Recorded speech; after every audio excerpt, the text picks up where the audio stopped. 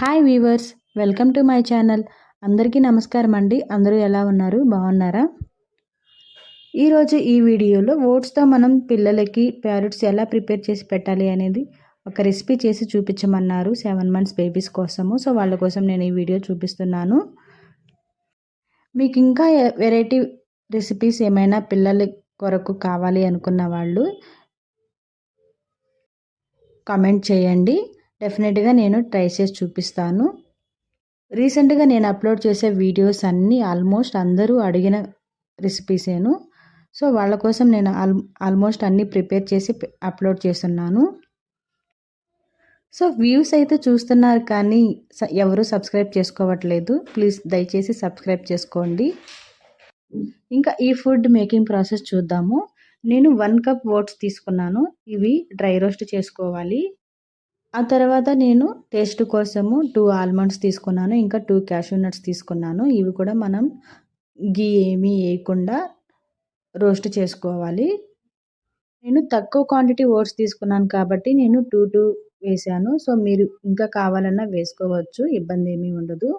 ఆ తర్వాత ఇవంతా మనము కొంచెం ఆరనివ్వాలి. ఆరనిచ్చిన తర్వాత మిక్సీకి పట్టుకొని స్మూత్ పౌడర్ లాగా చేసుకోవాలి. కొంచెం బరకగా ఉన్నా కూడా పర్లేదు.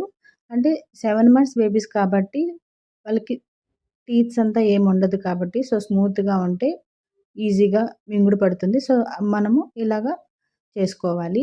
ఆ తర్వాత ఒక కడాయి తీసుకొని దానిలోకి 1 గ్లాస్ వాటర్ వేసాను. 1 గ్లాస్ వాటర్ వేసి ఆల్రెడీ మనం ఓట్స్ పౌడర్ చేసుకున్నాం కదా, ఆ పౌడరు నేను 3 స్పూన్స్ వేసాను. 3 స్పూన్స్ నాకు కరెక్ట్ క్వాంటిటీ సరిపోయింది.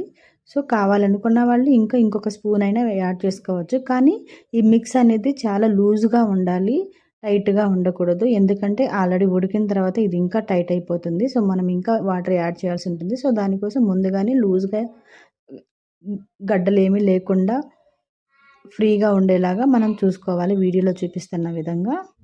తర్వాత స్టవ్ ఆన్ చేసి మీడియం ఫ్లేమ్లో దీన్ని ఉడికించాలి. హై ఫ్లేమ్లో ఉడికించకూడదు.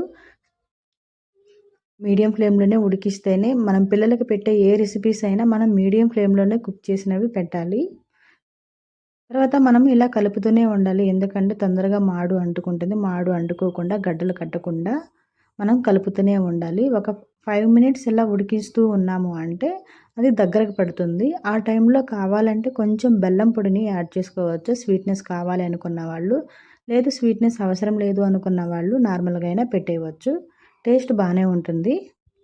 అంతా దగ్గర పడింది అనుకున్నప్పుడు మన ఫీడింగ్ బౌల్లోకి ఇది మార్చుకునేసి కొంచెం చల్లారిచిన తర్వాత మరి చల్లారిపోకుండా లైట్గా వేడిగా ఉన్నప్పుడు మనం ఇది పిల్లలకి పెట్టాలి. మరి చల్లారిపోతే వాటర్గా అయిపోతుంది. సో ఆ టైంలో పిల్లలు తినరు, ఇష్టపడరు. ఇది ఈవినింగ్ టైం డిన్నర్ అయినా పెట్టుకోవచ్చు, లేకుంటే మార్నింగ్ బ్రేక్ఫాస్ట్ లాగా అయినా పెట్టుకోవచ్చు. కానీ డే బై డే పెట్టాలి. ఈ వీడియో మీకు నచ్చితే లైక్ చేయండి. ఫస్ట్ టైం వీడియో చూస్తున్న వాళ్ళు ఛానల్ సబ్స్క్రైబ్ చేసుకోండి. Thank you so much watching my video. Bye.